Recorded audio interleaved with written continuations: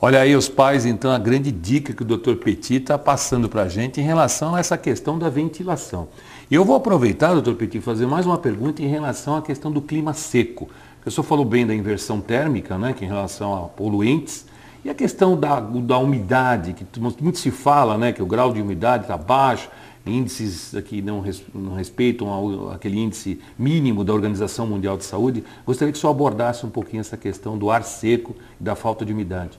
Então, a umidade, ela contribui para um aspecto que é muito importante. Quando você respira, o ar que passa por toda a via aérea vai chegar no pulmão, onde ocorre a troca de gases. Então, o oxigênio entra para o organismo e o gás carbônico produzido pelo organismo, ele é expulso do organismo pela respiração. E todo o ar que chega no alvéolo, que é dentro do pulmão, propriamente dito, todo o ar que chega dentro do pulmão, ele precisa chegar sempre com a mesma temperatura e sempre com a mesma umidade. Então você veja o seguinte, se tem que chegar sempre com a mesma temperatura e com a mesma umidade, e o ar que você respira varia a temperatura e varia a umidade, o corpo tem que fazer alguma coisa para dificultar ou facilitar a passagem do ar, para umedecer um pouco mais ou para aquecer esse ar, para que chegue sempre igual.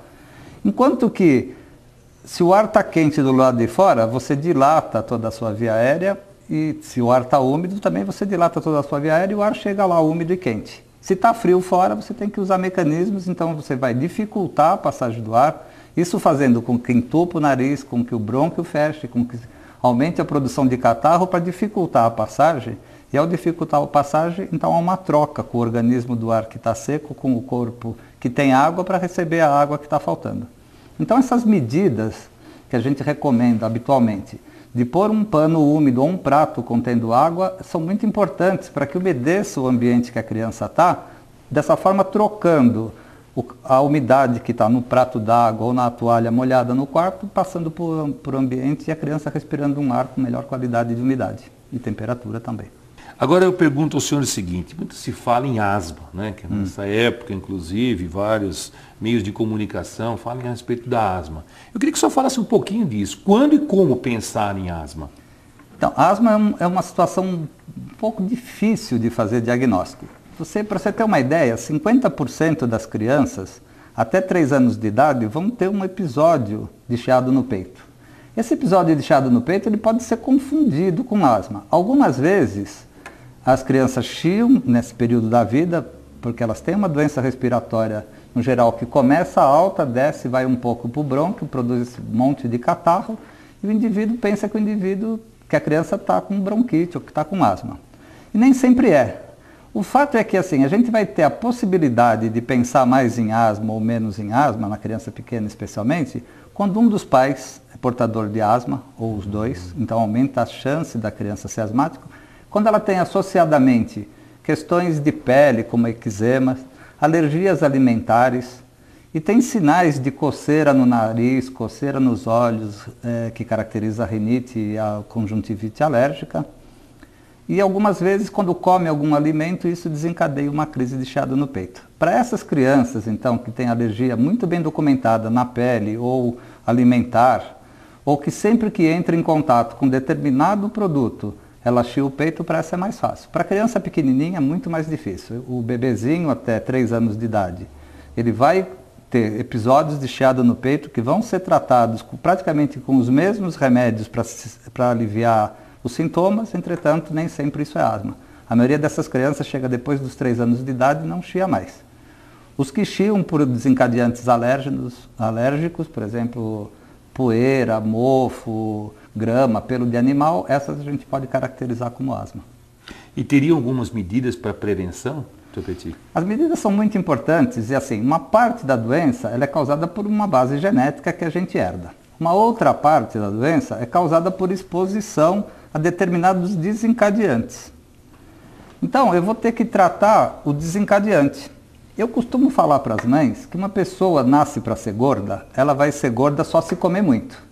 Da mesma forma, uma criança que nasce com uma tendência genética a ter asma, ela vai precisar encontrar no ambiente aquelas coisas que desencadeiam a crise nela. Então, algumas medidas que são extremamente importantes é evitar os desencadeantes de crise. Isto você pode identificar por simples história do paciente. Então, assim, quando a mãe usa perfume, a criança tem ataque. Quando o tempo muda de temperatura e de umidade, a criança tem crise. Ou quando entra em contato com a poeira domiciliar, com pelo de animais, essas coisas são desencadeantes de crise. Então, remover essas coisas que juntam pó, porque especialmente em São Paulo, o pó e o ácaro são os alérgenos mais importantes. Então, remover coisas tipo tapete, cortina, aquele monte de protetor de berço que as mães colocam no berço para a criança não bater a cabeça, evitar a fumaça de cigarro, que é extremamente importante. Pais que fumam, os filhos têm muito mais. Cigarro durante a gravidez, jamais, porque a criança vai ter um pulmão menor até de tamanho, com muito mais risco de desenvolver crise.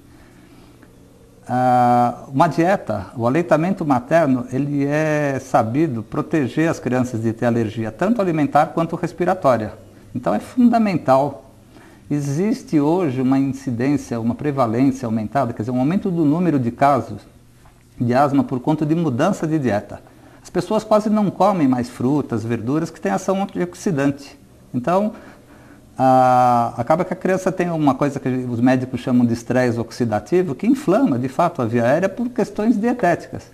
Então, uma série de medidas, tanto do ponto de vista dietético, como do ponto de vista de higiene ambiental, e cuidados com poluentes, tipo fumaça de cigarro, especialmente a fumaça de cigarro, que são importantíssimos. Dr. Petit, infelizmente nosso tempo está se esgotando. Quero agradecer imensamente a sua presença no dia de hoje, já convidá-lo para estar conosco no próximo programa, na sexta-feira que vem, e onde poderemos abordar um pouco mais sobre esse assunto, doenças respiratórias, tão importante na vida das crianças e de adultos também. Muito obrigado, Dr. Petit. Mário, foi muito bom estar aqui no seu programa, nesse seu conceituado programa, e me comprometo de fato a estar aqui na próxima sexta-feira, quando a gente vai dar continuidade a esse debate sobre doenças respiratórias, que nessa época do ano é extremamente importante. Muito obrigado. Bem, amigos, o programa Brasil em Foco vai ficando por aqui. Você que tem alguma dúvida, uma pergunta ao Dr. Petit, encaminha o e-mail do programa, brasilinfoco@ajato.com.br, que nós encaminharemos ao Dr. Petit para a sua resposta. Muito obrigado mais uma vez pela sua amável audiência e até a próxima sexta-feira. Tchau.